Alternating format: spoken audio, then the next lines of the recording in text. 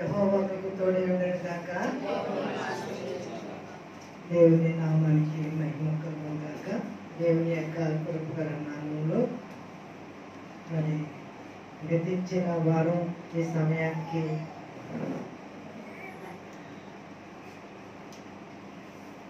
నా యజమానుడు సజీవుడు అనే భూమి మీద ఉన్నారు.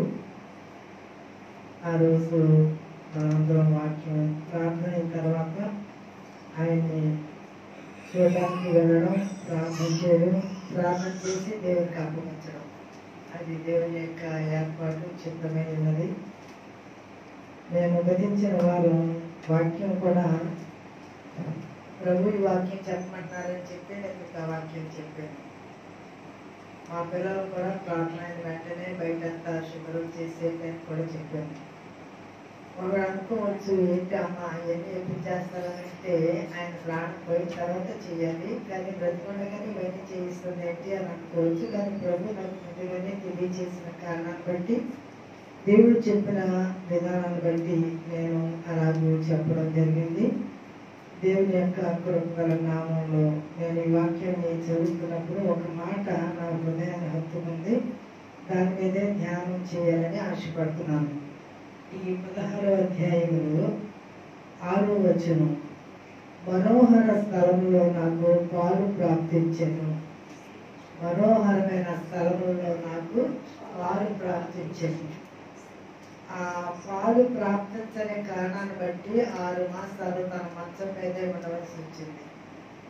6 మాసాలను బట్టి నేను ఇదే ప్రార్థన చేస్తున్నాను. తన కూడా ఇదే అడగమని చెప్తూ ఉండేదాన్ని. ప్రభువా, నీ యొక్క స్థలంలో ఆ పరలోక రాజ్యంలో నాకు చోటు ఇవ్వండి, నా పాపాలు క్షమించండి.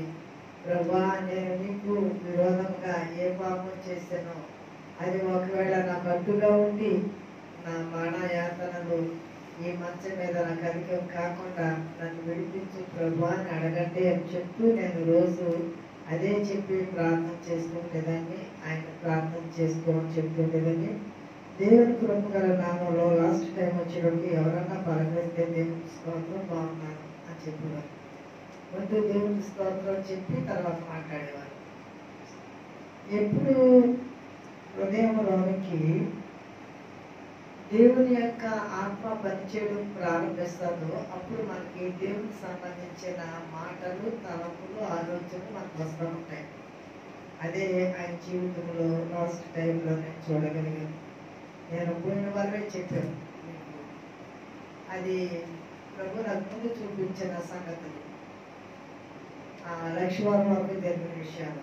శుక్రవారం వాక్యం చెప్పిన తర్వాత రాత్రి 10:30కి ఆయన ప్రభు తీసుకున్నారు. అందరూ ఉండగానే దేవుడు ఆ యొక్క అందరూ సాగలంపాము, సంఘం అంతా అంటే తన ఆత్మకు సాగలంపాము, తన శరీరాన్ని సాగలంపాము. అది దేవుని యొక్క మహాకృప. ఏ ప్రార్థన కట్టు లేకుండా వెళ్ళారైనా. మన శుక్రవారం ప్రార్థన జరిగే వరకు ఉన్నారు. ప్రార్థన జరిగి మనతో ప్రార్థన చేసుకుని ఆయన దగ్గరికి వెళ్ళి ప్రార్థన చేసే వరకు ఆయన ఆత్మ ఆయన శరీరంలో అలాగే ఉంది. దేవుని యొక్క కృపలో దేవునికి అప్పగించిన తర్వాత ప్రభు ఆయన పిలుచుకోవడం జరిగింది. తర్వాత మరి 10:30 అయింది. మీరు అలా వెళ్ళారు, మేము ఇంకా మాట్లాడుతూనే ఉన్నాం ఆయన దగ్గర. అప్పుడు దేవుని కృపగల నామంలో ఆత్మీయ కుమారుడు శాలిం దగ్గర ఉండడం, మన సంఘానికి పిల్లలు ఫోన్ చేయడం, అన్ని కార్యక్రమాలు జరిగి ఉదయం నుంచే చాలా మంది రావడం ప్రారంభించారు. చాలా మంది ఇంచుమించు 100 మంది దగ్గరగా కూర్చుని ఉన్నారు ఈ చివరి వరకు. శాలేం తండ్రి చనిపోయినప్పుడు అమ్మ వాక్యం చెప్పారు. ఆ సమయంలో అంటే వాళ్ళు హిందువులు కనుక వాక్యం వాళ్ళకి తెలియదు కనుక మన చనిపోయినప్పుడు ఎలా ఉంటుంది అనేది వాళ్ళకి తెలియదు. తర్వాత మనం ఎక్కడికి వెళ్తాం, మనోహర స్థలంలోకి వెళ్ళవాలని తెలియదు కనుక దేవుని గురించిన మాటలు చెప్పడం జరిగింది. తర్వాత వాళ్ళ అన్నయ్య గారు చనిపోయినప్పుడు కూడా అమ్మ వాక్యం చెప్పారు. అక్కడ కూడా కొన్ని మాటలు చెప్పాను. నేను అంకుల్ బాడీ ముందు కూర్చున్నప్పుడు దేవుని ఆత్మ నాతో మాట్లాడుతుంది. ఇప్పుడు సువార్త ప్రకటించాను. సువార్త ప్రకటించే సమయమా బయటనే చెప్పగలుగుతాను, ఇప్పుడు కూడా చెప్పగలను. కానీ ఏమనుకుంటారు, భర్త బాడీ ఎదురుగా ఇట్లు సూపర్గా అంటే సువార్త ప్రకటిస్తుంది ఏంటి అని అంటారు. అదేం బాగుంటుంది ప్రభా అని మన సేవకురాలు నా సహోదరి విజయం పాట ఎత్తాను, ఒక పాట ఎత్త ముందు అన్నాను. ఆ పాట ఎత్తే మిగిలిన రావడం లేదు మన వాళ్ళకి. అప్పుడు ఖచ్చితంగా నేను కూడా ఎత్తుకోవాల్సి వచ్చింది. అలాగే దేవుని స్థుతించి పాటలు పాడాము. తర్వాత తను వెళ్ళి వాక్యం చెప్పాను. తను వాక్యం చెప్పడం ప్రారంభించింది. సహజంగా బరేలికి అంతమంది పాస్టర్లు రావు. ఎవరో పెద్ద పాస్టర్ గారు చనిపోతే పాస్టర్లు వస్తారు. కానీ మా కృష్ణ గారు పాస్టర్ గారు కాదు, కానీ పాస్టర్ గారి యొక్క భర్తగా పాస్టర్ గా దేవుడు ఆయన అంగీకరించాడు. ఒక 7 పాస్టర్లు వచ్చారండి. లోదపుస్తాన్ పాస్టర్లు వాళ్ళ ఊర్లో వాళ్ళు కాదు, వైజాగ్ నుంచి, రాజమండ్రి నుంచి, తణుకు నుంచి, మన పెద్ద church, Gurupudi church, rest house road church పాస్టర్లు వీళ్ళందరూ ఉన్నాం. బరేలో అంటున్నారంట, ఏదో పెద్ద చనిపోయిన కోసం ఉంటే పెద్ద అందరూ మాస్టర్లు అందరూ ఇక్కడ ఉన్నారండి. నేను ఎందుకు ఈ మాట చెప్తున్నానంటే, మనోహరమైన స్థలంలో దేవుడు ఆ ఆత్మకు స్థానం ఇస్తే అది భూలోకములో ఎలా ఉంటుంది అనేది తన యొక్క అంతిమ యాత్రలో తన ముగింపు సాక్ష్యముగా దేవుడు జరిగించాడు. ఎందుకంటే సహజంగా రాత్రి బాడీ ఉన్నప్పుడు మేము సంఘానికి ఎడై ఉంటే ఈత్ వాళ్ళందరూ వచ్చి పాట పాడేవాళ్ళు. ఇక మనకి ఆడపిల్లలు ఉన్నారు మనవాడు, కానీ నేను మాత్రం అలా ప్రార్థన చేస్తూ కూర్చున్నాను. పాటలు పాడే ఓపిక కూడా లేదు, అందరూ అలా ఏడుస్తున్నారు, నేను కూడా అలా కూర్చుని ఉన్నాను. అనుకున్నాను అనమాట, అయ్యో రాత్రంతా కనీసం పాట కూడా పాడలేకపోయాము అని మనసులో అనుకున్నాను. కానీ దేవుడు ఉదయం ఒక ఉద్యోగ సభ జరిపించాడు. ఒక రాత్రి అయితే ఒక 10 పాటలు 15 పాటలు పాడి సరిపోతుంది గర్వులు ఉంటుంది. కానీ దేవుడు అడిగిన దానికంటే, ఊహించిన దానికంటే, అనుకున్న దానికంటే అద్భుతంగా ఒక 7-8 వాక్యాలు చెప్పారు, ఒక 4-5 ప్రార్థన చేశారు, ఒక 4-5 పాటలు పాడారు. అంటే ఇంచుమించుగా ఒక స్వార్థ కూడికి జరిగింది. అంతిమ యాత్రకు ముందు ఆ యొక్క కూడిక ద్వారా దేవుడు కొంతమందికి స్వార్థ ప్రకటించే అవకాశాన్ని దేవుడు ఇచ్చాడు. భోజనాలప్పుడు ఫంక్షన్ అప్పుడు ఎవరు వాక్యం అనరు. ఎందుకనంటే అప్పుడు ఆ ధ్యాస అడవిడి వేరే ఉంటుంది. కానీ ఇప్పుడు ఇక కూర్చునే ఉన్నారు. ఎందుకంటే సమాధి 4 గంటలుగా పెట్టుకున్నాం కనుక దూరం వచ్చేవాడికి టైం సరిపోదని ముందు పెట్టుకుంటే, దేవుని యొక్క కృప ఎంత గొప్పది అని అంటే, నా జీవితంలో నేను ఆత్మీయ జీవితము బాల్య దర్శించడానికి సండే స్కూల్ నుంచి ప్రారంభించాను. నాకు ఒక ఆత్మీయ తల్లి ఉండేవారు, మందావంలో టీచర్. ఆవిడ ఎప్పుడు తెల్లబట్టలతో ఉండేవారు. అందుకే నాకు తెల్లబట్ట అంటే ఇష్టం చిన్నప్పటి నుంచి. ఆవిడ భర్త ప్రెసిడెంట్ గారు తుత్తూరు, ఎప్పుడు ఆయన ప్రెసిడెంట్గా ఉండేవారంట. హిందూస్ అందరూ ఎప్పుడు మానవుడు ప్రెసిడెంట్గా ఉన్నాడు, మనం ఎక్కడికి వెళ్ళవలసి వస్తుంది కనుక వీటిని ఓడించడం మన వల్ల కావలేదు కనుక వీటిని తప్పితేనే మనం ఓడించాం, మనం వేరే వాళ్ళు మనం రావడానికి ఉంటుంది అని చెప్పి అతనికి చేతబడి చేయించారంట. అంటే మా నాన్నగారు చెప్పిన సంగతులని అప్పుడు చెప్తూ ఉండేవారు. నాకు హాస్పిటల్లో, గవర్నమెంట్ హాస్పిటల్లో పెడితే అమ్మో ఆ విషయం ఇచ్చి చెప్పేస్తారు నీ భర్త అని దేవుడి ముందే చెప్పారంట. తర్వాత అక్కడ అయితే వద్దు, ఆ హాస్పిటల్ అయితే గమ్మని విషయం ఇచ్చి చెప్పేస్తారు, మన మిషన్ హాస్పిటల్ అయితే ఆడ జరగవనేసి నేను చెప్పి మన మిషన్ హాస్పిటల్ తీసుకొచ్చారంట. తీసుకొచ్చిన తర్వాత అప్పుడు అక్కడే ఉన్నారంటే ఆవిడ ఏదో వంట చేసుకురావడానికి ఇంటికి పక్కన ఉండే కదా మిషన్ హాస్పిటల్, అక్కడ వండుకు పట్టణాలు తిరిగేటప్పటికి ఈ లోపల కాంపౌండర్కి వాడు డబ్బులు ఇచ్చి ఆయనకి విషయం ఇచ్చేశారు. అప్పుడు దేవుడు చెప్తున్నాడంట, ఆవిడప్పుడు పరిశుద్ధాత్మ బలంగా వచ్చేసి దేవుని యొక్క ఆత్మతో ఆవిడ చాలా భారంతో మీరు విషయం ఇచ్చి నా భర్తను చంపేశారు అని చెప్పి దేవుని ఆత్మతో ఇదిగో మీరు వర్దెలరు, మీ హాస్పిటల్ వర్దెలరు, దేవుని యొక్క ముఖంతో దీని దగ్గరకు వస్తుందని దేవుడు అప్పుడే శాపాన్ని ప్రవచింప చేశారంట. మా నాన్నమ్మ గారు చనిపోయింది హాస్పిటల్లో పాడైపోయింది. అప్పుడు అన్నమాట, ఇది ఎప్పుడో దేవుడు చెప్పాడమ్మా నాకు, ఇది ఇలాగా పాడైపోతుందని. ఎందుకంటే దేవుని పేరట అక్రమము, అతిక్రమము, పాపం ఇక్కడ జరిగిన కారణం బట్టి ఈ యొక్క హాస్పిటల్ దేవుడు శపిస్తానని చెప్పాడు. ఇప్పుడు అలాగే ఉంది కదా. అంటే దేవుని యొక్క అప్పుడు దేవుడు మాట్లాడుతున్నాడు ఆవిడతోటి, నువ్వు పాటలు పాడుకుంటూ ఆ సమాధి బండి ముందు పాట పాడుకుంటూ వెళ్ళారంట. ఆవిడ పాట పాడుతుంటే అందరూ అనుకున్నారంట మా అమ్మ పాస్టర్కి పిచ్చి వచ్చేసింది, లేకపోతే పాట పాడుకుంటే అలా బండి ముందు పాట పాడుతుంది ఏంటి అనేసి రెండేళ్ల బండి మీద కదా తీసుకెళ్ళేవారు. ఆవిడ చెప్తా ఉంటే నేను అలాగే చేయగలుగుతారా, మా నాన్నమ్మ గారికి చేయగలిగింది అనేసి అనుకునేదాన్ని. నాకు అవన్నీ మననం అవుతున్నాయి. మా విష్ణు గారు చనిపోయినప్పుడు కూర్చున్నప్పుడు ఆవిడ చెప్పిన విషయాలన్నీ నాకు జ్ఞాపకం వస్తున్నాయి.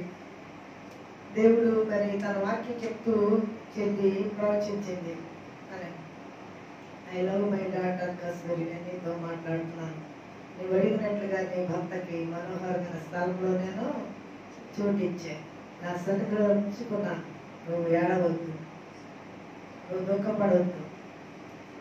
మీరందరూ విన్నారు మన ప్రవచనాన్ని. ఆ మాటలు చెప్పిన తర్వాత నా హృదయం నుంచి దుఃఖం వెళ్ళిపోయింది. దేవుని కొరకు జీవించాలి, అప్పుడు ఎప్పుడు ఆయన కొరకే జీవించిన జీవితం ఇది. కానీ లోక సంబంధంగా ఒంటరితనానికి ఎప్పుడు భయపడేదని, ఇంట్లో నేను ఒక్కదాన్ని ఉండాలని వెళ్ళిపోతే ఇంకా కొంతకాలం ప్రభు అని అడుగుతూ ఉండేదాన్ని. ఏది ఏమైనా దేవుడు ఆఖరి దినాల్లో ఇంచుమించు సోమవారం వరకు ఆయన పరిస్థితి అలాగే, మంగళవారం తెల్లవారుజామున వెలుగు ఆయనకు వెళ్ళడం నేను చూశాను. ఆ వెలుగు వెళ్ళిన తర్వాత తెల్లారి మేము 3 గంటలకు ప్రార్థన చేసుకునే లక్ష్మి గారికి దేవుడు దర్శనం చూపించారు. ఆ నల్లగా ఉన్న గోడలన్నీ తెల్లగా మెరిసిపోతున్నాయంట. ఎంత తెల్లటి వైట్ సిమెంట్ ఎవరేస్తారు ఎంత మెరిసిపోతున్నాయి, 2 వరకు నల్లగానే ఉన్నాయి అనేసి అని ఆయన చూసినట్టు ఆయనకి తెల్లటి వస్త్రాలు ధరించుకుని ఉన్నారంట. వెంటనే నాకు ఫోన్ చేసి చెప్పారు ఇలాగని. ఆ సంగతి నేను పూర్వవారం కూడా చెప్పాను మీకు. నేను అడిగినట్లుగా దేవుడు నాకు వెలుగు చూపించాడు దర్శనంలో. ఆయన వెళ్ళినట్టు ఆమెకి ఆయన హృదయం అంతా తెల్లగా కడగబడి ఆయన పాత వస్త్రాలు తీసివేసి తెల్లటి వస్త్రాలు ధరించినట్లు చూపించాడు. 3 ప్రవచనంలో ఆయన సన్నిధిలో ఆయన ఉంచుకుంటున్నానని దైవజనుల నుంచి మాట్లాడారు. అప్పుడు నా హృదయంలో నా వేదన తప్పోయింది. ఎందుకంటే ఆత్మ రక్షించబడకుండా చనిపోతే ఇంక ఎవరు ఏం చేయరు. ఈ శరీరంతో ఉన్నప్పుడే మనం ఏమైనా ప్రయాసపడినా ప్రార్థన చేసినా వారిని దేవుడి రాజ్యం నడిపించడానికి దేవుడు ఒక అవకాశం. కానీ ఇది జరిగిన తర్వాత, కొండ పగిలిన తర్వాత కుమ్మరవాడు ఏడ్చినా కొండ ఏడ్చినా ప్రయోజనం లేనట్లుగా చనిపోయిన తర్వాత ఆత్మకు రక్షణ అనేది అది జరిగే పని కాదు. కనుక లాస్ట్ మినిట్లో దొంగకి ఎలాగూ ఆయన రక్షణ ఇచ్చారో, ఆయన 6 మాసాల మంచం మీద నుంచి ఆఖరి లాస్ట్ రోజుల్లో ఆయన రక్షించుకుని తీసుకున్నందుకు దేవునికి మహిమ కలుగాక. హల్లెలూయా. ఇప్పుడు మనోహర స్థలములలో నాకు పాలు ప్రాప్తించెను. మనోహరమైన స్థలం అది చాలా శ్రేష్టమైనది. మనోహరమైన స్థలం అంటే, మనోహరమైన స్థలం అంటే సంతోషకరమైన స్థలం, ఆనందకరమైన స్థలం. ఆ స్థలం గురించిన కొన్ని మాటలు దేవుని యొక్క వాక్యం నుంచి మనం క్లుప్తంగా ఆలోచన చేద్దాం. కొరింథీయులకు రాసిన 2వ పత్రిక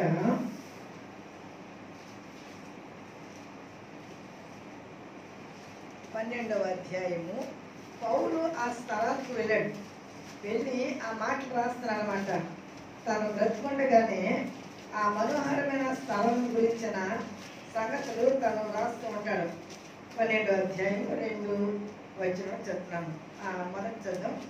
అతిశయపడ్డ నాకు తగదు కానీ అతిశయపడవలసి వచ్చినది ప్రభు దర్శనములను గూర్చి ప్రత్యక్షతలను గూర్చి చెప్పుదను. క్రీస్తునందున యొక్క మనిషి నేను ఎరుగుదను. అతడు 14 సంవత్సరముల కిందట 3వ ఆకాశమునకు కొనుక్కోబడెను. అతడు శరీరంతో కొనుక్కోబడెను నేను ఎరుగను, శరీరం లేక కొనుక్కోబడెను నేను ఎరుగను, అది దేవునికే తెలియను. అట్టి మనిషిని నేను ఎరుగుదును. అతడు పరదేశంలోనికి కొనుక్కోబడి వచింప శక్యము కాని మాటలు వినెను. ఆ మాటలు మనుషులు పలుకకూడదు. అతడు శరీరంతో కొనుక్కోబడెను, శరీరం లేక కొనుక్కోబడని నేను ఎరుగను, అది దేవునికే తెలియను.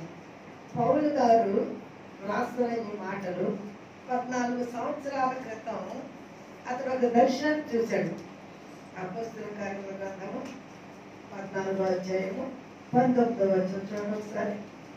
పౌలు దేవుని యొక్క సువార్తను ప్రకటిస్తూ ఉండగా దేవుడు తన కొరకు తన ప్రయాసపడుతున్నాడు. ఎందుకంటే చాలా సంఘాన్ని హింసించిన వాడు, దేవునికి ఆయాస్కరంగా జీవించిన వాడు. కానీ దేవుడు తన యొక్క జీవితంలో తీసేవమ్మా అపొస్తలులు 14:19 అంతియోకియ నుండి ఇకోనియ నుండి యూదులు వచ్చి జనసమూహములను తమ పక్షముగా చేసుకుని పౌలు మీద రాళ్ళు రువ్వి అతడు చనిపోయేనని అనుకొని పట్టణము వెలుపలికి అతన్ని ఈడ్చిరి. అంటే ఏమైందన్నమాట, చనిపోయాడు అనుకోనంటే చనిపోయాడు కనుకనే పట్టణానికి వెలుపలికి ఈడ్చివేశారు, రాళ్ళతో కొట్టి చంపేశారు. అప్పుడు తన ఆత్మ ఎక్కడికి వెళ్ళింది? పరదేశికి వెళ్ళింది.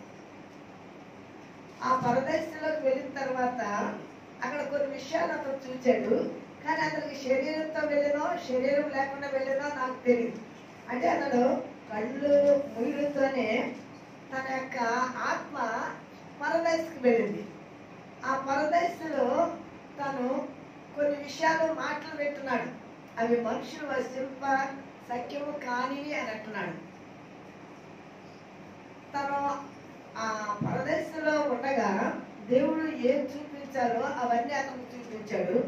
అసలు ఇప్పటికే పౌలు చెప్పే బోధ వాళ్ళ అంగీకరించక పౌలుని రాళ్ళతో కొట్టి చంపడం, హింసించడం మొదలు పెట్టాడు. అందుకని నేనే వెళ్ళానన్నమాట చెప్పడం. కానీ ఆ వెళ్ళింది ఎవరనంటే పౌలు గారు. దేవుడు తిరిగి మళ్ళా పౌల్ని మళ్ళా భూమి మీద పంపించేసాడు. అందుకని ఆ ప్రాణం మళ్ళా తిరిగి తన శరీరంలోకి వచ్చేసింది. మనోహరమైన స్థలాన్ని చూసి వచ్చాడు కనుక దేవుని కోసం ఎలాంటి శ్రమైన ఎలాంటి కష్టమైనా పడి ఆ స్థలానికి కొందరైనా తీసుకువెళ్ళాలనే ఆశతోటి సువార్త ప్రకటించడం ప్రారంభించాడు. మన జీవితంలో మనం కూడా ఏదైనా ఒక దర్శనాన్ని చూసినప్పుడు మనము ఏ అనుభవంలోకి వచ్చామో ఆ అనుభవంలోకి మిగిలిన వాళ్ళు కూడా రావాలనే ఆశ అనుకుంటారు. మనం ఇప్పుడు ఒక ఆహారం మనం తిని రుచి చూసామనుకోండి, అది నలుగురికి అలాగ వండి పెట్టాలనుకుంటాం, మన ఇంట్లో వాళ్ళకైనా వండి పెట్టాలనుకుంటాం. అని ఆ రుచి మనం చూసాం కనుక నేను అక్కడక్కడికి వెళ్తా ఉంటాను. అందరూ నాకు చక్కటి రుచికరమైన రాజులు కడతాను, గొప్పళ్ళు కడతాను. బయట అక్కడ తిన్న తర్వాత ఇంటికి వచ్చి ఏం చేస్తానంటే దాన్ని ప్రాక్టీస్ చేస్తాను ఇంట్లో ముందు పిల్లలకి, తర్వాత మన సంఘంలో. ఎందుకంటే నేను రుచి చూసింది రుచిగా ఉంది కనుక అది ఇతరులకి పెట్టాలి అని. అలాగే పరలోక సంబంధమైన రుచిని మనం చూసినప్పుడు ఆ పర సంబంధమైన రుచి ఇతరులకు కూడా ఎలా ఉంటుందో తెలియచేయాలనేది ఆశ పౌలుకి. కనుక ఈ మనోహరమైన స్థలం యొక్క అనుభవాలు పౌలు తన యొక్క పత్రికలో అనేకమైన విషయాలు రాయడం నేను గతించిన వారిలోనే మీకు కొన్ని విషయాలు చెప్పాను. ఇక్కడ పరదేశుల గురించిన కొన్ని మాటలు మనం ఆలోచన చేద్దాం. లూకాసు వార్త 23:43 నేడు నీవు నాతో కూడా పరదేశులు అనే మాట చదువుతాం. అంటే రక్షించబడిన వారు మొదట వెళ్ళే స్థలం ఏదన్నమాట అండి, పరదేశు. రక్షించబడిన వారు వెళ్ళే స్థలం ఏది? పాతాళం. రక్షించబడిన వారు చనిపోతే వెళ్ళే స్థలము పాతాళము, రక్షించబడిన వారు వెళ్ళే స్థలము పరదేశ్, ప్యారడైజ్ అంట. ఈ పరలోకంలోకి వెళ్ళాలి అంటే భూలోకంలో ఉండగా మనము కడగబడాలి, సిద్ధపడాలి, సంపూర్ణంగా సిద్ధపడాలి, దేవుని యొక్క ఆత్మతో నింపబడాలి, మన పాపములు క్షమించబడాలి. ఇవన్నీ జరిగితేనే కానీ మనం ఎక్కడికి వెళ్ళమన్నమాట? పరదేశంలోకి వెళ్ళడం. పరదేశంలోకి వెళ్ళడానికి దేవుడు మన యొక్క జీవితంలో మనకిచ్చిన ఈ రక్షణ మనం ఏం చేసుకోవాలన్నమాట? జాగ్రత్తగా కాపాడుకోవాలి. మనము మత్తయి సువార్త 26:64 చూద్దాం. తర్వాత మన పాటలోకి వెళ్ళిపోదాం. ఈ మాట చెప్పిన తర్వాత మన కీర్తన గ్రంథంలోకి వెళ్దాం. మత్తయి సువార్త 26:64. ఇది మొదలుకొని మనిషి కుమారుడు సర్వశక్తిని కుడిపార్శ్వమున కూర్చుండుటయు మనిషి కుమారుడు సర్వశక్తిమంతుని కుడి పార్శ్వమున కూర్చున్నటయు ఆకాశ మేఘుడై వచ్చుటయు మీరు చూతురని చెప్పగా ఆ, ప్రధాన యాజకుడు తన వస్త్రము చింపుకొని వీడు దేవుని ఎందుకంటే అక్కడ యేసుక్రీస్తు ప్రభుని సిలువ వేసే ముందు ఆయన చనిపోయినట్టు ఎక్కడికి వెళ్ళారండి? ఆయన చనిపోయినట్టు ఎక్కడికి వెళ్ళారండి? ఆ దొంగతో చెప్పాడు కదా, ఇప్పుడు మనం చదువుకున్నాం. నేడు నీవు నాతో కూడా అంటే నేను పరదేశిపోతాను, నువ్వు కూడా నాతో కూడా పరదేశం. అంటే ఫస్ట్ టైం రక్షించబడిన తర్వాత దేవుడితో పాటు ఆయన కూడా మనిషి కుమారుడు భూమి మీదకి వచ్చారు కదండి. అందుకనే ఆయన వెళుతూ ఇతను కూడా తీసుకుని వెళ్ళారు. ఇక్కడ మనం చదువుకున్న మాటలో ప్రభువు శరీరంతో ఉండగానే ఆ మరణించే ముందు తీర్పు జరుగుతున్న సమయంలో ప్రధాన యాజకులు అందరూ ముందు ప్రభువు కూర్చొని నిలబడినారు. వాళ్ళందరూ తీర్పు తీరుస్తున్నారు. ఏం చేశాడు ఈయన పాపం అని అంటే, ఒకడు వచ్చేమో దేవాలయాన్ని పడగొట్టే 3వ దినాన్ని లేపుతారన్నాడని, ఇంకొకడైతే వచ్చేమో కైసరు పన్ను చెల్లించున్నాడని, ఇలాగ చాలా వాళ్ళు వాళ్ళు చెప్తున్నారు. సరే అసలు నువ్వెవరు, దీని గురించి నువ్వే సాక్షి చెప్తావు అని ఆ ప్రధాన యాజకుడు అడుగుతాడు. అడిగినప్పుడు మాట అంటాడు, తండ్రి మీద ఒట్టి పెట్టి యెహోవా నామం పేరట ఆడబెట్టి అడుగుతున్నాను అంటాడు. అక్కడ ప్రమాణము చేసి చెప్పు నేను అనేటప్పటికి అప్పుడు ప్రభు నోరు తెరిచి మాట చెప్పారు. ఏం మాట చెప్పారు? మనం చదువుకున్న వాక్యం, ఇది మొదలుకొని మనిషి కుమారుడు సర్వశక్తిమంతుని కుడి పార్శ్వమున, సర్వశక్తిమంతుడైన తండ్రి కుడి పార్శ్వమున కూర్చుండుటయు ఆకాశ మేఘారుడై వచ్చుటయు. ఇప్పుడు ఆయన మేఘాల గురించి చెప్తున్నారు, తిరిగి రావడాల గురించి కూడా చెప్తున్నారు. ఇప్పుడు మనోహరమైన స్థలానికి తండ్రి దగ్గరికి వెళ్ళడాల గురించి చెప్తారు. ఎక్కడ? ఆయన కుడి పార్శ్వమున నేను కూర్చుంటాను, తిరిగి మరలా నేను వస్తాను. మనం యోహాను సువార్త 14వ అధ్యాయము 1-2 వచనాల్లో ప్రభు చెప్తారు, మీ హృదయంలో కలవరపడకుడి, దేవుని యందు విశ్వాసం ఉంచున్నారు, నా యందు విశ్వాసం ఉంచుడి. నా తండ్రి ఇంట అనేకమైన నివాసములు కలవు. ఇప్పుడు నేను మనోహరమైన స్థలాలకు వెళ్తాను. మీకు ఏం సిద్ధపరచడానికి వెళ్తున్నాను? మీకు స్థలము సిద్ధపరచి వెళ్తున్నాను. నేనున్న స్థలంలో మీరు ఉండులాగా నేను మరలా వచ్చి నా యొక్క ఉండేటప్పుడు నేను మిమ్మల్ని తీసుకొని, అంటే నేను వెళ్ళిన తర్వాత నేను మరలా వస్తాను, వచ్చి నేను మిమ్మల్ని తీసుకొని వెళ్తాను. ప్రకటన గ్రంథం 1:7 వచ్చిన చూడండి ఒకసారి. ఆయన మేఘారుడై రావడం అనేది యోహాను చెప్తున్నాడు. యోహాను ప్రకటన గ్రంథంలో చూస్తూ, ఇదిగో ఆయన మేఘారుడై వచ్చుతున్నాడు, ప్రతి నేత్రము ఆయన చూచును, ఆయన పొడిచిన వారిని చూచెదరు, పూజలందరూ ఆయన చూచి రొమ్ము కొట్టుకుందరు. అవును ఆమె. కనుక నేను వెళ్తాను, తిరిగి మళ్ళా వస్తాను. ఇక్కడ కూర్చుండుట, ఎవరు కూర్చుండుట? లోకరక్షకుడైన క్రీస్తు ప్రభు తండ్రి కుడి పార్శ్వమున కూర్చుండుట మీరు చూచెదరు అనే మాట. దీనికి ఇంకో మాట చెప్తాను చూడండి. అపొస్తలుల కార్యముల గ్రంథము 7వ అధ్యాయము 55-56 వచనం చూద్దాం. ఇక్కడ స్టెఫన్ని రాళ్ళతో కొట్టి చంపేశారు.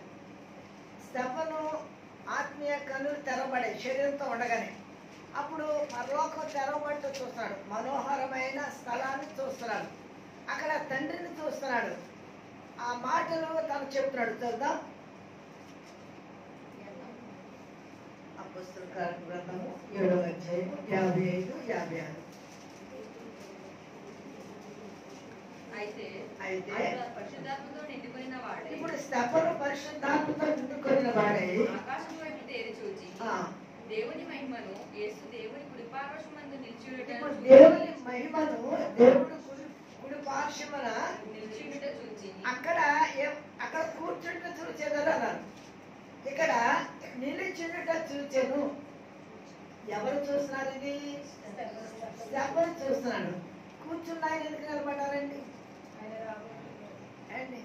ఎందుకు నిలబడారనంటే స్టెఫను తీసుకెళ్ళాలని నిలబడారండి. ప్రభు అంట ఆయన ప్రేమించిన వారు భక్తులు కొనిపోయినప్పుడు దేవదూతలు వస్తారంట తీసుకువెళ్ళడానికి. ఆయన కొరకు చనిపోయిన హతసాక్షులు ఆయన కొరకు చనిపోతారంట, ఆయనే వస్తాడు. అంటే నా కొరకు వీళ్ళ ప్రాణాన్ని పెట్టారు అని ఆయనే లేచి వచ్చి వాళ్ళని ఇలా హత్తుకుని తీసుకువెళ్తాడు. రేపు మెంకలుగా హల్లెలూయా. ఎందుకంటే వాళ్ళు నా కొరకు ప్రాణాలు పెట్టారు. ప్రవీణ్ కుమార్ గారు చనిపోయినప్పుడు మన దీంట్లో చూస్తూ ఉంటాం, యేసు ప్రభు రావడం, తను ఇలాగా హత్తుకుని తీసుకుని వెళ్ళడం అనేది చూస్తూ ఉంటాం. అంటే హతసాక్షులు చనిపోయినప్పుడు ప్రభువే వచ్చి వారిని హత్తుకుని వారి కన్నీటి బాష్ప బిందువులను తుడిచి, మీరు నా కొరకు మీ ప్రాణాలనే పణంగా పెట్టారు కనుక ఈ మనోహరమైన స్థలంలో మీరు పాలిభాగస్తులుగా ఒక ఉన్నతమైన స్థానంలో మిమ్మల్ని ఉంచుతానని దేవుడు ప్రేమతో వారిని తీసుకువెళ్తారంట. ఇక్కడ స్టెఫనుకి ఆ భాగ్యం చెందింది. యేసు ప్రభువే లేచి వచ్చి స్టెఫను తీసుకువెళ్ళారు. అంటే దేవుని కొరకు ఈ లోకంలో శ్రమ పడ్డ భక్తులు మహాభాగ్యముగా ఎంచుకున్నారు కనుక ఇక్కడ మహాభాగ్యం కాదండి, ఆ భాగ్యం ఎక్కడండి? మన లోకంలో మహాభాగ్యం, మనోహరమైన స్థలాల్లో మహాభాగ్యం. ఆ స్థలంలో మనం ఉండడం కొరకు మనము దేవుని యొక్క సన్నిధిలో ప్రభు కొరకు ఈ లోకంలో నమ్మకముగా జీవించాలనేది దేవుడు మనతో చెప్తున్న వాక్యముగా మనం గమనిస్తాం. ఇక్కడ మనం 2-3 వాక్యాలు మన పాఠంలోకి ఆలోచించేద్దామండి. మనం చదువుకున్న దావీదు రచించిన కీర్తన గ్రంథము 16వ అధ్యాయం 6వ వచనం. మనోహర స్థలంలో నాకు పాలు ప్రాప్తించెను, శ్రేష్టమైన స్వాస్థ్యము నాకు కలిగను. స్వాస్థ్యము అంటే ఏంటి? స్వాస్థ్యం అంటే స్థిరంగా ఉండేది. ఇల్లు స్వాస్థ్యం, పొలము స్వాస్థ్యం, కుమారులు స్వాస్థ్యం. మా కుమారులు ఎదిగిన మొక్కల వలె ఉన్నారు, మా కుమార్తెలు నగరకు చెక్కబడిన మూల కంబముల వలె ఉన్నారు అనే వాక్యం మనం చదువుతాం. అంటే మొక్క ఇక్కడే ఉంటుంది, కొమ్మలు ఎక్కడికన్నా వెళ్తాయి కనుక కుమారుల స్వాస్థ్యం. ఇంటి పేరు ఎవరి ద్వారా వస్తుంది మనకి కదా, అందుకే స్వాస్థ్యం. ఇక్కడ శ్రేష్టమైన స్వాస్థ్యము నాకు కలిగాను. ఇది అమ్ముకునేది, ఈ లోకంలో అయితే అభ్యసుకునే పద్ధతి స్వాస్థ్యం. కానీ పరలోకంలో అది స్థిరమైన స్వాస్థ్యము, శ్రేష్టమైన స్వాస్థ్యం దేవుడు మనకి ఇచ్చేది. పరలోకంలో దేవుడు ఒక మీకు ఇల్లు స్థలము సిద్ధపరచబెడుతున్నాను. అదేంటి? దేవుడు మనకిచ్చే స్వాస్థ్యం, దేవుడు మనకిచ్చే స్వాస్థ్యం. అందుకనే శ్రేష్టమైన స్వాస్థ్యము నాకు కలిగను. నాకు ఆలోచన కర్త అయిన యెహోవాను స్తుతించేదను. రాత్రి గడియలో నా అంతరంద్రియము నాకు బోధించుచున్నది. రాత్రి గడియలలో, రాత్రి అంటే దేనికి సాదృశ్యం తెలుసండి? శ్రమకు సాదృశ్యం. అంతరంద్రియము నాకు బోధించుచున్నది. ఆత్మ ఉత్తరింప సఖ్యము కాని మూలుగులతో తానే మన పక్షముగా విజ్ఞాపన చేస్తాను. రాత్రి సమయం అంటే కష్టకాలంలో, శ్రమలో బోధిస్తుందట. మనము ఎలాగూ దిద్దుకోవాలో, ఎలాగూ దేవుని సన్నిధిలో ఒప్పుకోవాలో, ఎలాగూ దేవుని సన్నిధిలో మనం చేసినవన్నిటినీ తలంచుకుని వాటిని క్షమించమని అడగాలో మన ఆత్మ మనకు బోధిస్తూ ఉంటుంది. అందుకని ఈ మాట రాస్తారనమాట. రాత్రి గడిల అంతరంద్రియము నాకు బోధించుతున్నది. సదాకాలం యెహోవా యందు నా గురి నిలుపుచున్నాను. మన గురి నిలపాలండి దేవుని మీద. మన గురి దేని మీద అని అంటే ఒక్కొక్కరికి ఒక్కొక్క గురి ఉంటుంది. కొంతమందికి ఒక మంచి జాబులు కొట్టాలని గురి ఉంటుంది. వాళ్ళు బాగా రాత్రులు పగలు చదివి కలెక్టర్లు పెద్ద పెద్ద ఆఫీసర్లు అవుతున్నారు. కొంతమందికి డబ్బులు సంపాదించాలని గురి ఉంటుంది. వ్యాపారం చేసి రాత్రులు పగలు తిండి దెబ్బలు భార్య పిల్లలు విడిచిపెట్టి ఆ వ్యాపారంలో మునిగిపోయి ఆ గురి వాళ్ళ ధనాన్ని సంపాదించాలని. ఈ లోకంలో ప్రతి వారికి ఒక గురి ఉంటుంది. మనకే గురి ఇదండి, పరలోకాన్ని సంపాదించుకోవాలనే గురి. అది మనకుంటే ఆ గురి మనకి ఎప్పుడు ఉంటుందో దాన్ని చేరుకునే వరకు ఇక్కడ మనం ఏం చేస్తాం అనమాట అండి, ప్రయాసపడతాం. వాళ్ళు ఎలా ప్రయాసపడుతున్నారో ఈ లోకంలో దాని కొరకు మనం పరలోకం కొరకు ప్రయాసపడతాం. ఆ ప్రయాసపడినప్పుడు ఖచ్చితంగా దాన్ని మనము సంపాదించుకుంటాం, దానిలో పాలు భాగస్తులంగా ఉంటాం. ఆయన నా కుడి పార్శ్వమందు ఉన్నాడు కనుక నేను కదల్చబడను. అందువలన నా హృదయం సంతోషించుతున్నది, నా ఆత్మ హర్షించుతున్నది. ఆయన నా కుడి పార్శ్వమున ఉన్నాడు కనుక నేను కదిలించబడను. అంటే దేవుడు మనతో ఉంటే, మనము దేవుడితో ఉంటే, ఒక మొక్క మనం వేస్తాము, ఆ మొక్క ఎరుగుతున్నప్పుడు సన్నగా ఎరిగేటప్పటికి అది ఇలా ఇలా ఊడిపోతూ ఉంటుంది గాలికి. అది పడిపోకుండా ఉండాలంటే మనం ఏం చేస్తాము, ఒక సపోర్ట్గా ఒక కర్రను పెట్టి ఆ కర్రకు దాన్ని కడతాం కదా. అలాగే మనకి దేవుడు సపోర్ట్గా ఉంటే మనము పడిపోకుండా ఎదగలుగుతాం. కనుక మీరు నా యందును నా మాటలు మీ యందు అనేలా మీకు ఏది ఇష్టమో అడగండి, అది నేను మీకు అనుగ్రహిస్తాను. కనుక మనము దేవుళ్ళో స్థిరంగా ఉండాలి. దేవుళ్ళో స్థిరంగా ఉంటే ధైర్యంగా ఉండగలుగుతాం. దేవుళ్ళో స్థిరంగా ఉంటే సమాధానంగా ఉండగలుగుతాం. దేవుళ్ళో స్థిరంగా ఉంటే సమృద్ధి కలిగిన వారంగా ఉంటాం. దేవుళ్ళో స్థిరంగా ఉంటే దేవుని కొరకు ధైర్యంగా బ్రతకగలుగుతాం. నా జీవితంలో నా అనుభవం మీకు మీరు ఎవరినో చూడక్కర్లేదు, నన్ను చూస్తేనే కొన్ని పాఠాలు మీరు నేర్చుకోవచ్చు. ఆ రోజు నా దగ్గర డబ్బులు లేవు. నాకు వెంటనే మనసులో కొంచెం భయం అనిపించింది. ఎందుకంటే తక్కువ అనుకున్న 1,00,000 రూపాయలు కావాలి మొత్తం సమాధి కట్టడానికి కానీ, ఆ ఖర్చులకు కానీ, భోజనాలకు కానీ, అన్నిటికీ. నా దగ్గర అసలు డబ్బులు లేవు. పిల్లల దగ్గర కూడా అంత ఉన్న పరిస్థితులు కాదు. అలా ప్రార్థన చేశాను, ప్రభువా నీ చిత్తం, ఇంతవరకు ప్రతిదీ నీవే జరిగించావు, నేను నీ దానాన్ని ఇప్పుడు ఇవ్వను, నిన్ను సృష్టించిన వాడు నీకు నాదు. ఇప్పుడు శరీర సంబంధమైన నాదుడు ఆయన. అంకులు ఎప్పుడు బయటే ఉండడానికి కారణం ఏంటంటే 30 సంవత్సరాల క్రితం చిన్నారికి పెళ్లి చేసినప్పుడు నేను వాక్యం చెప్తూ ఉండగా దేవుడు నాతో మాట్లాడాడు. యాకోబు యబ్బోకు రేవు దాటినప్పుడు దాటక ముందు దేవుడితో పెరుగులాడుతున్నాడు. నన్ను ఆశీర్వదిస్తేనే కానీ నేను నిన్ను విడిచిపెట్టనని. ఏం ఆశీర్వదించాలి? భార్యలు ఇచ్చాను, పిల్లలు ఇచ్చాను, దాసులు ఇచ్చాను, ఇంకా ఏం ఆశీర్వాదం కావాలి అంటే ఈ ఆశీర్వాదం కాదు, పర సంబంధమైన ఆశీర్వాదం నాకు కావాలంటే అప్పుడు ఇశ్రాయేలుగా మార్చబడి అతడు యబ్బోకు రేవు దాటాడు.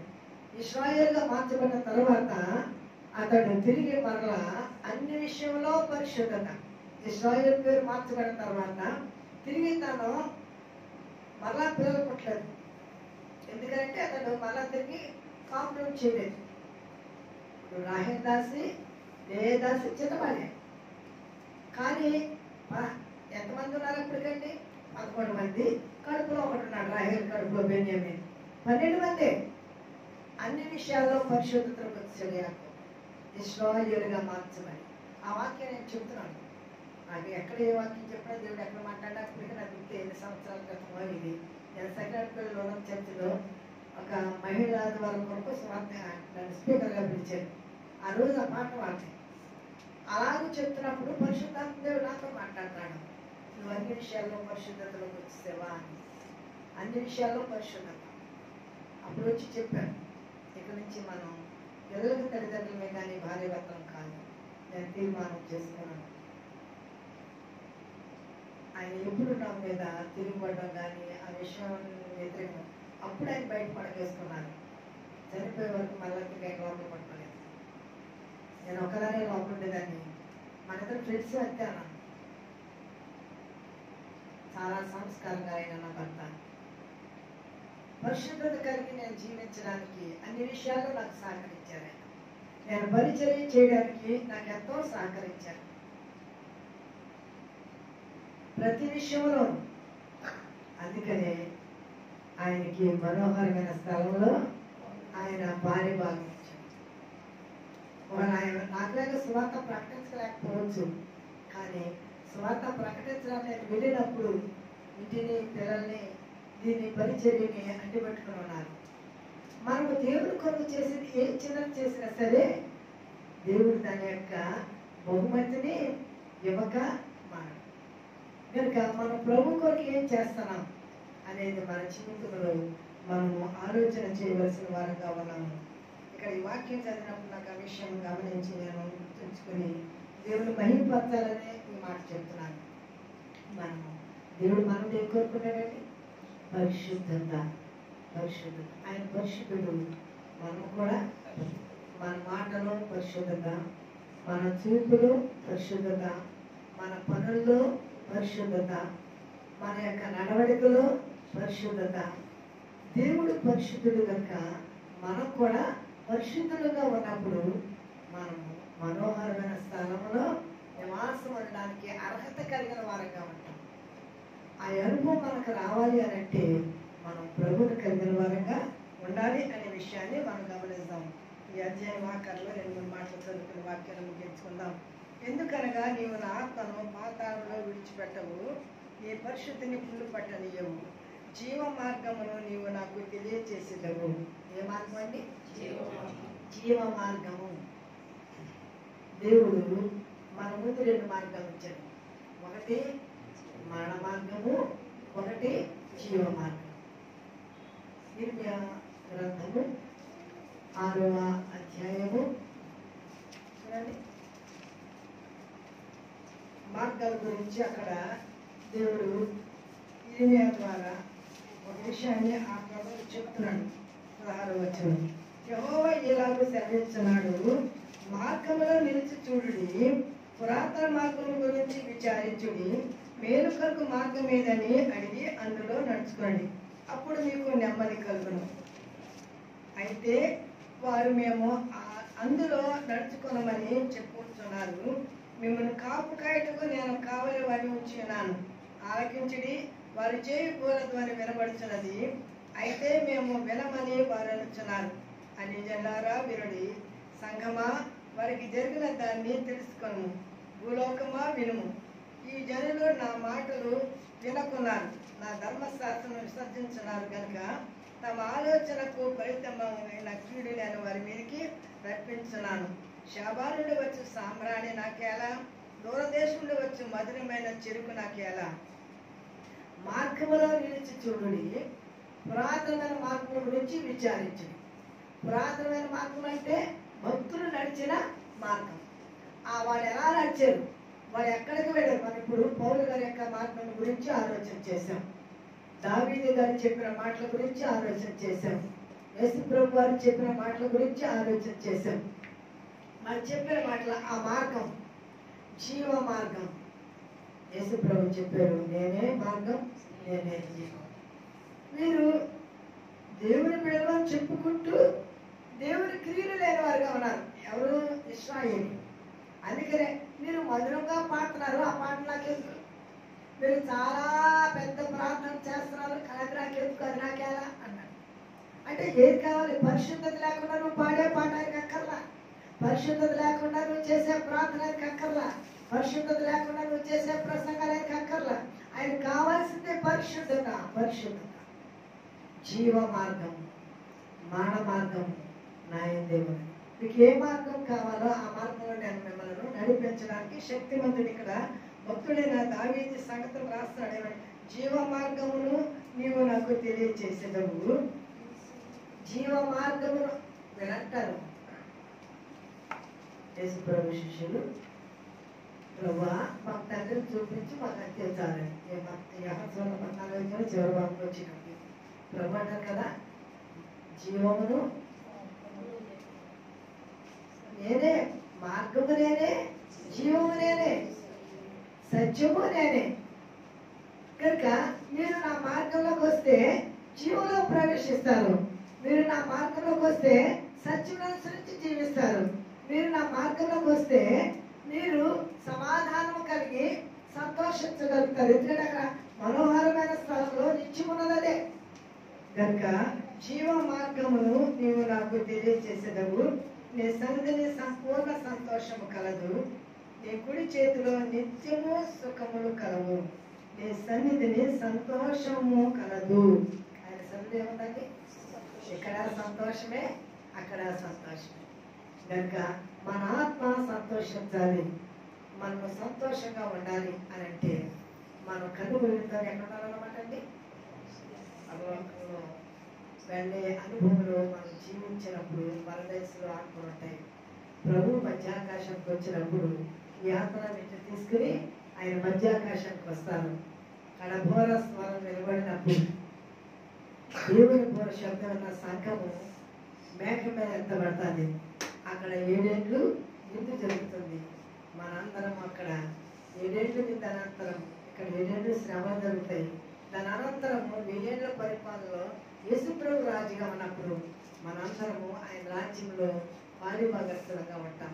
ఈ అనుభవము, ఈ మనోహరమైన ఈ అనుభవం మనం కలిగి ఉండాలనంటే ఈ లోకంలో జీవించే జీవితము కొద్ది కాలమే అన్న విషయాన్ని గమనించుకుని శాశ్వత కాలము దేవుడిచ్చే స్వాస్థ్యంతో దేవుని రాజ్యంలో ఉండడానికి దేవుడు నా కృపా సహాయం మనకు అందరికీ అనుగ్రహించుగాక. ఆమె పరిశుద్ధమైన మా దేవ, ప్రేమగలిగిన మా తండ్రి, మీ ఘనమైన నామమునకు వందనాలు, స్తోత్రములు, స్తోత్రములు, స్తోత్రములు. మనోహరమైన స్థలములో పాలిభాగము మీరు మాకు ఇవ్వడానికి ఇష్టపడిన ప్రేమకై వందనాలు. మీరు గతించిన ప్రభా శుక్రవారం ఈ సమయానికి మీ దాసులు నా యజమానుడు భూమి మీద సజీవుడిగానే ఉన్నారు. ప్రార్థన ముగించుకుని ప్రార్థన చేసి సంఘమంతా వెళ్ళి ప్రార్థనతో ఆయన ఆత్మని చేతకు అప్పగించడానికి మీరు కృప చూపించారు. ప్రభువా నీకు వందనాలు. తన యొక్క అంతిమ యాత్ర ఎంతో ఘనంగా జరిగించారు.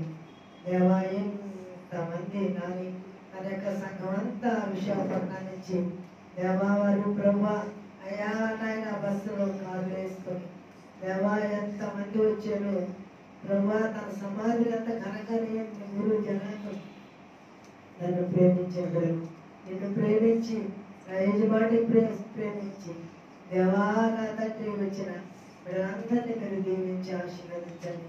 ఆ యొక్క జ్ఞాపకార్థ కూడి కూడా నేను నా మహిమార్థమే జరిగించారు. అనేక మంది దైవజనులు ప్రభా దినాన్ని రావడానికి మీరు కృప చూపించారు. మీకు వందనాలు. మనోహరమైన స్థలంలో మీరు మారు ప్రాప్తించారు కనుకనే ప్రభా, మీరు ఆత్మకు రక్షణ ఇచ్చారు కనుకనే సమస్తమును ఘనంగా జరిగించారు. అందుకే మీకు వందనాలు, స్తోత్రములు, స్తోత్రములు. ప్రభా మీరు నన్ను ఆదరించారు కనుక నేను ఆదరించబడ్డాను. ఆయన ఆత్మకు మీరు రక్షణ ఇచ్చారు కనుక నేను నెమ్మదిగా ఉండగలిగాను. ప్రభా మీరు నా బ్రతుకులో చేసిన ప్రతి మేలు కార్యాన్ని బట్టి నీకే స్తుతులు, స్తోత్రములు, స్తోత్రములు చెల్లిస్తూ కూడా నా బిడ్డలను నీ కృపాస్తానికి అప్పగిస్తూ యేసయ్య పరిశుద్ధ నామములో మిక్కిలి వినయంతో బ్రతుకులు అడిగి కొంచెం తండ్రి. ఆమేన్.